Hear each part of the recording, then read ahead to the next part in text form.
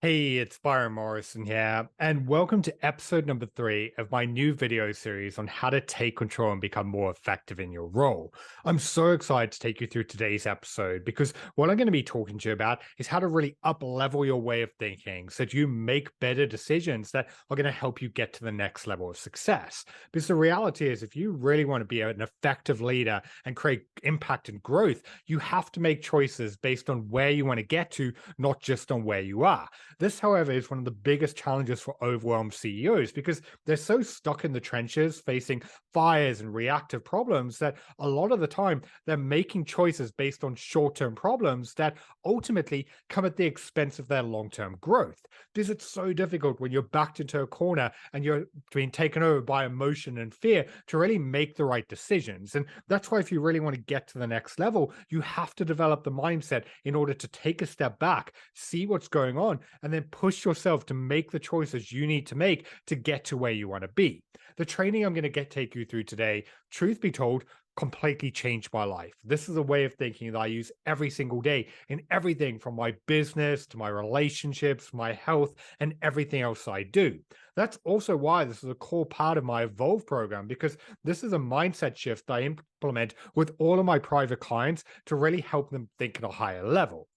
Here's what I want to introduce you to is what is known as the order of consequences. You see, every action and decision you make has a bigger picture consequence long term. And what are known as first order consequences often come at the expense of the growth you could create, whereas second, third, fourth, fifth consequences all have bigger benefits and they lead to longer term growth. So I'm going to go through a few examples with this so that you can understand. And the first one I want to illustrate is a really easy to follow health example. So let's say there's a guy called Gary, and after a long day, he wants a bar of chocolate because it makes him feel good. Now, if that was the full story, it'll be a good one because Gary's had his chocolate bar and he's happy. But if we look at the further consequences, the second one could be that Gary, who's struggled with his weight most of his life, continues gaining weight. The third consequence is he feels uncomfortable in his body, he loses his confidence, then he holds himself back in every area of his life. The third consequence is he doesn't get the success that he wants. He hasn't set the right example for his kids, and he gets stuck in an unfulfilled job. The fifth consequence is he dies young, full of health problems, never getting the fulfillment or success that he desired. Now, this example is no doubt going to the extreme, but it proves a point because every action and decision that you take, especially when you keep repeating it, has huge potential ramifications to your long-term growth and success. This, however, is also where the problem comes in because giving up on first-order consequences a lot of the time means making in-the-moment sacrifices or discomfort or putting yourself through immediate perceived pain in order to actually face it. And this is where a lot of people get that internal battle because they're always living in the moment and they're choosing what they want now, not taking the time to step back and look at the bigger picture and prioritizing what they want more. And this is why, if you really want to create success, you have to start developing the mindset where you can look at the bigger picture and what's actually going on. I'll use myself as a perfect example of this. If you don't know much about my background, when I first started my business, it all came off my dad's cancer. I went on this journey of transformation. I learned everything I could about mindset, nutrition, changing behaviors. And I started my first company with this desire to help people live healthier, happier lives. And while I was really good at what I did on the coaching aspect, truth be told, I was completely in over my head when it came to building a business. I didn't know how to market myself. I didn't know how to get leads. I didn't know how to close sales. And just for 18 months, I just felt like I was banging my head against the wall because nothing was working. At that point, I knew that I needed help. I knew that I couldn't figure this out on my own. And there was a company at the time that I was following who specialized in helping people exactly like I was. They had the case studies, they had the testimonials. I believed that this was the right path to get me to where I wanted to be. So I reached out to them to talk to them about what they could look like. They took me through the process, and at the end of it, they came back and said, in order to make this happen, it's going to be $10,000. Now, at that point in my life, that was an insurmountable amount of money. I'd been struggling for 18 months. I'd bootstrapped this business. Revenue-wise, we were completely stuck, and I just didn't know how to make it happen. Now, if I just looked at the first order consequence, which was the problem, I would have talked myself out of it because there was no way that I could make it happen. But what I did was I took a step back and I looked at the order of consequences for the decision and if I did or wouldn't make it. So I knew if I didn't make this decision, the second order consequence is I would continue struggling on my own. The third consequence would be that I probably wouldn't get any sales in. I wouldn't get this business off the ground. The fourth consequence would be that I'd have to quit, throw in the towel, and go and get a job. The fifth consequence is I'd be back in the situation I was in before, where I was depressed and unhappy. Looking at that and turning it around, though, I knew that if I found a way to make this happen, the second consequence was I could then potentially start getting my marketing and lead generation to a point that it's working. The consequence of that is I could start getting some momentum and traction in the business. The consequence in that is I could finally build a business and create a life of freedom on my terms. And the consequence of that is I could actually provide for my family and build the life that I want. By taking a step back, I could then look at the bigger picture and make a decision based on where I wanted to get to, not just on where I was. That in itself gave me the confidence to go, okay, this is the problem. I need to find a solution. So I went away and I found a way to make it happen. And if I didn't do that, you wouldn't be watching this right now. And I share this because a lot of the time when you're facing that first order consequence, it's going to require taking a risk, making a tough decision, making a call that other people won't. But if you want to live a life that other people never will, you have to be willing to do the things that other people won't. And that means knowing when to go all in and back yourself and get the support that you need. The one thing I have to interject with this, though, is at that time when I went to my family and my friends and I told them what was going on, they all told me that this was a terrible decision. All of them looked at the first order consequence and they were like, what if it doesn't work? This is too big of a risk. What if you lose all of that money? And that was a very big, real risk because at the end of the day, I could have made that investment and there was still no certainty that it was going to work out. But if I had just listened to what they had told me, I would have convinced myself that was a bad decision. And I share this because a lot of the time, whether it's your investors, your stakeholders, members of your team, they're just going to be looking at the problem and they're not going to know the full scope of what's going on.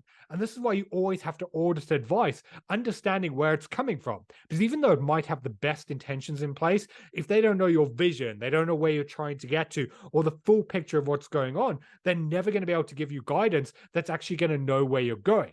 And this is why you have to balance that with trusting your intuition and making decisions based on the life that you're trying to create and where you're trying to go with it.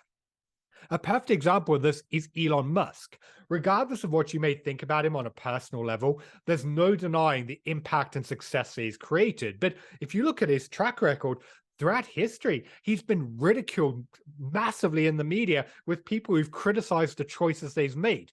Perfect example is Twitter. So many people over the last few months have been, what a terrible decision. Look at the mistake that he's made. So I'd be willing to bet that Elon has gone into this knowing that, okay, this is going to be a problem, but he's based it 5 steps ahead. And that's why he's made this choice. I wouldn't be surprised 12 months from now if the media is like, what a genius, look at what he did, and all of these amazing things. That's because everyone criticizing it is just looking at the first order consequence. They're looking at that short-term thinking, that big loss, or that sacrifice that someone's made, and they're not looking at the bigger picture. And that's why you have to be willing to take the criticism. You have to be in a situation where you can be like, you know what, people don't understand why I'm making this choice, and that's okay, because you're thinking 5 steps ahead. Because when you start making decisions based on where you want to get to, not just on where you are, that's when the entire game is going to change for you. But the only way you're going to make this happen is when you're making a choice, you have to step back and really look at, okay, what else is going on here? What are my goals? What is my vision? What am I trying to achieve? And then factoring that in and using it to guide the choices that you're making. Because as I said before, a lot of the time, that first order consequence is going to require that you're going to have to make a tough call. You're going to have to make a short-term loss, and in the moment sacrifice. You're going to have to take a risk. But ultimately, those are the choices that are going to have the biggest payoff long-term. That doesn't mean be reckless. Yes, you need to do your due diligence. You need to look at everything else going on. You need to factor in all the variables, but you also can't allow the risks to push you away from what you need to do. Because no great business or no huge success was ever made off playing safe. And that's why you have to learn to balance your short-term problems and what's going on with the bigger picture and where you're trying to get to. So this is a fantastic framework that is going to allow you to do exactly that. But this way of thinking doesn't just apply to big life and business decisions. This is also something that you can use every single day when you're trying to decide what it is that needs to get done. I'll give you an example. There's a client I've been working with where one of her problems was she was struggling with low energy. And what we traced it back to is one of her behaviors is in the evening, her and her husband like to relax and watch a series on Netflix. Nothing wrong with that, but we've all been there where you're sad and you're like, should we watch another episode? And that's exactly what kept happening. So because of it, she'd get to bed late, she wouldn't get enough sleep, and then she'd be tired and sluggish the next days. So what she needed to then do is in those moments when they're debating watching another episode, she has to stop and ask herself, what is the consequence of me doing this? Is it worth me being tired tomorrow by prioritizing the pleasure of watching this right now? And for her, she made a decision that it wasn't. She needed to set the boundary with herself to choose what she wanted in the bigger picture over what she wanted in the moment.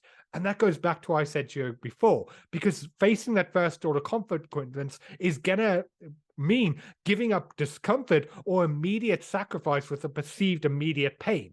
In this case, watching that episode. Another one could be giving up having that junk food because it's taking away from your health goals. Whatever it is, it's stopping and asking yourself, is this actually worth it? Another example could be, let's say you get asked to go out for some drinks with some friends. Do you want to be sluggish and feel hungover tomorrow? Is it worth it? And in the times that you're like, yes, it is, then great. I'm all about balance and having a life where you're enjoying yourself, but start making decisions with intention. Don't just do it because it's there. And when you start making choices based on this, that's how you're going to feel far more in control. And this is why I really want to encourage you to use this way of thinking in everything that you do. It could be a case of there's a difficult conversation you need to have. So you could quickly play it out in your mind. What is the consequence of not doing it? Well, that person's going to continue underperforming. They're going to continue not getting results. That's going to lead to lost revenue, a toxic work environment, and a load of stress that you're going to have to go through, which you could avoid by pushing yourself to face that discomfort and actually have that conversation. Or it could be, you need to work on this report, but you really don't want to do it.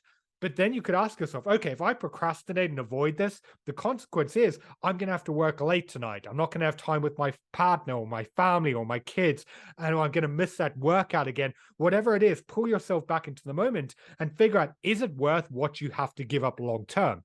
And then start using this to make decisions. So this is just one of the mindset strategies that I use with my private clients. And I go into this further in my Unshakable course. And if you haven't checked it out already, there's an offer that I'm running at the moment where if you pre-order some copies of my new book, Maybe You Should Get Up, you can pretty much get that course for free. So you can find out more and get access to that below. And if this is something that you really want to develop further, my Evolve program could also be a great fit for you. It's working with me one-to-one, where our focus over a 90-day period is evolving you into the leader that you need to become to take the business to the next level. That means changing the way you think, how you navigate problems, how you make decisions, and how you show up in everything that you do. So if you want to become more effective in your role, you can find out more about that by checking out my website or sending me a message. So I hope that you enjoyed this episode and it's given you a lot to think about and go away and process. If you do have any questions on any of this, feel free to drop me a message. I'm always happy to help.